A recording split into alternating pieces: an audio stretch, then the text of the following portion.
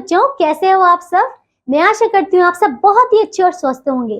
तो आज की कक्षा में हम शुरू करने वाले हैं हमारा अध्याय नंबर 15 और इसका नाम है अनेक शब्दों के लिए एक शब्द, मतलब वन वर्ड सब्स्टिट्यूशन। ठीक है बच्चों, तो चलिए। अच्छा बच्चों, हमने पिछली कक्षा में क्या पढ़ा था? आप लोगों ने याद किया है? बच्चों, हमने पढ़ा था संज्ञा, सर्वनाम, वचन, एक वचन, विशेष वचन, विशेषण, है ना, क्रिया। हमने कितने सारे इसमें किए थे और मुहावरे भी पढ़े थे, है ना। चलिए बच्चों, तो आज एक नया अध्याय शुरू करते हैं। ठीक है, आइए। अनेक शब्दों के लिए एक शब्द।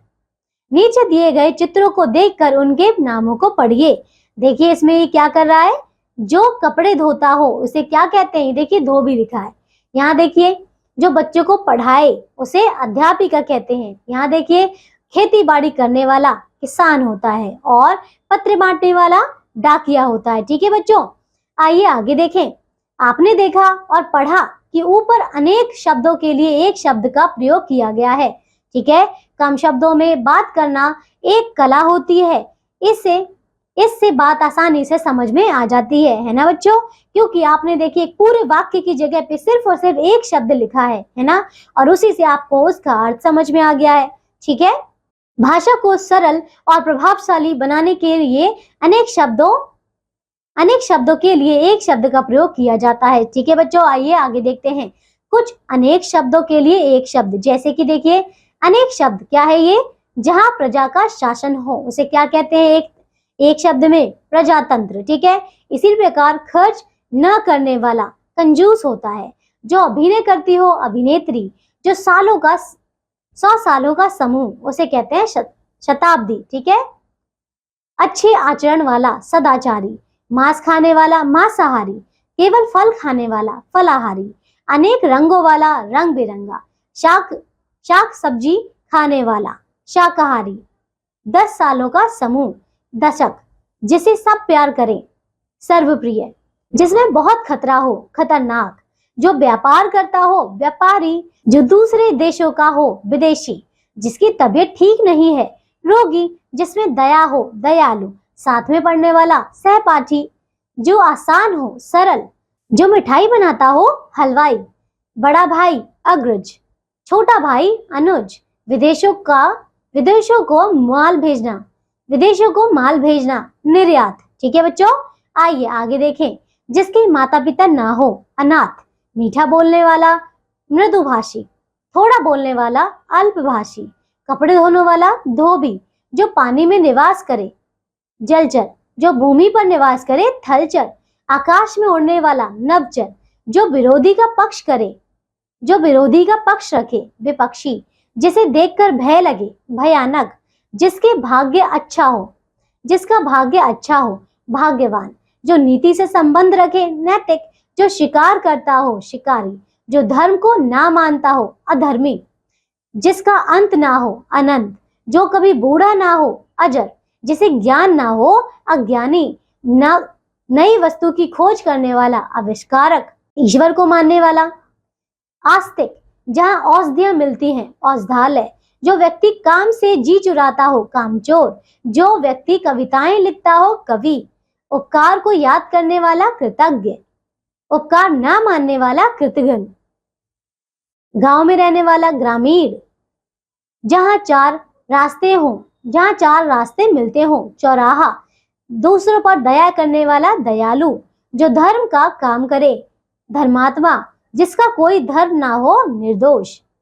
जिसका कोई दोष ना हो निर्दोष। ठीक है बच्चों, आइए और देखते हैं। जैसे कि विदेशों से माल मंगवाना आयात। जो भारत का रहने वाला हो भारतीय। पक्षियों का घर घोंसला। जो कठिनाई से मिले दुर्लभ। दूर की सोचने वाला दूरदर्शी। जो समान जाति का हो सजातीय। जिसका आचरण गंदा हो दुराचारी। जो आजकल हो रहा हो आधुनिक। जो युगों से हो रहा हो सनातन। रात को घूमने वाला अग्रणी। रात को घूमने वाला निशाचर।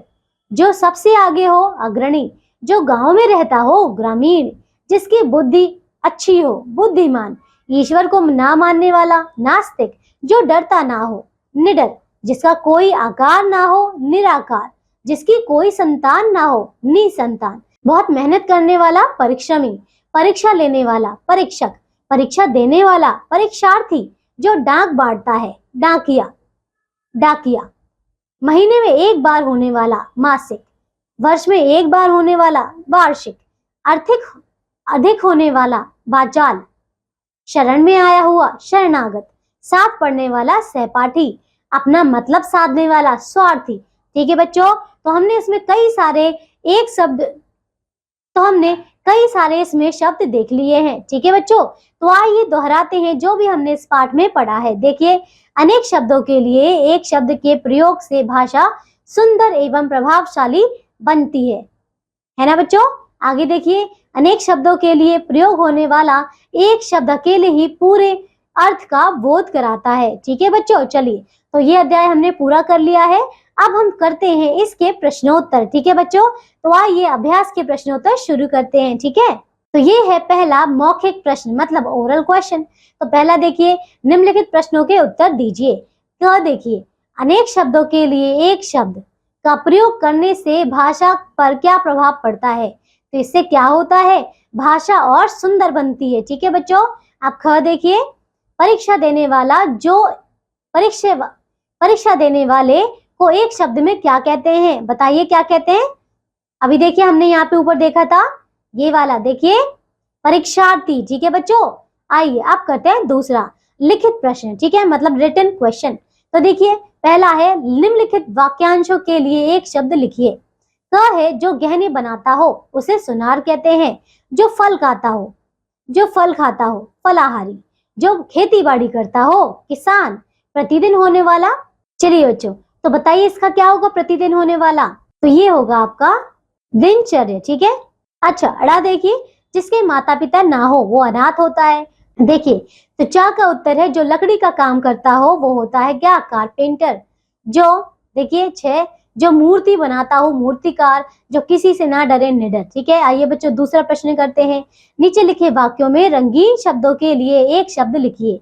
देखिए, कमल के पिताजी लकड़ी का काम करते हैं, वे कारपेंटर हैं। ख देखिए, राहुल किसी विद्यालय में पढ़ाता है, वह अध्यापक है। ग देखिए, मोहित के पास धन नहीं है, वह निर्धन है। घ देखिए, प्रदीप के मामा जी खेती बाड़ी करते हैं, वे किसान है। अड़, शर्मा जी मांस मछली नहीं खाते हैं, वे शाकाहारी है। ठीक है बच्चों, आइए तीसरा प्रश्न करें। तो ये है, निम्नलिखित एक शब्द के लिए वाक्यांश अनेक शब्द लिखिए। देखिए, वार्षिक मतलब वर्ष में एक बार होने वाला। चित्रकार मतलब चित्र बनाने वाला। अमर मतलब जो कभी ना मरे। कुम्हार का मतलब जो मिट्टी के बर्तन बनाता है। डाकिया जो पत्र बांटता है। चिकित्सक जो इलाज करता है। ठीक है बच्चों, आइए अब अंतिम में आपको एक क्रियात्मक कार्य मतलब एक्टिविटी वर्क दिया गया है, और आप सबको ये काम अपने सहपाठियों के साथ, मित्रों के साथ मिलकर करना है। मैं आशा करती हूँ अब आपको ये अध्याय बहुत अच्छे से समझ में आ गया होगा। अब हम मिलेंगे एक नई कक्षा में ऐसे ही एक नए अध्याय के साथ। तब तक के लिए आप सब अपना ध्यान रखिए और स्वस्थ रहिए। बाय।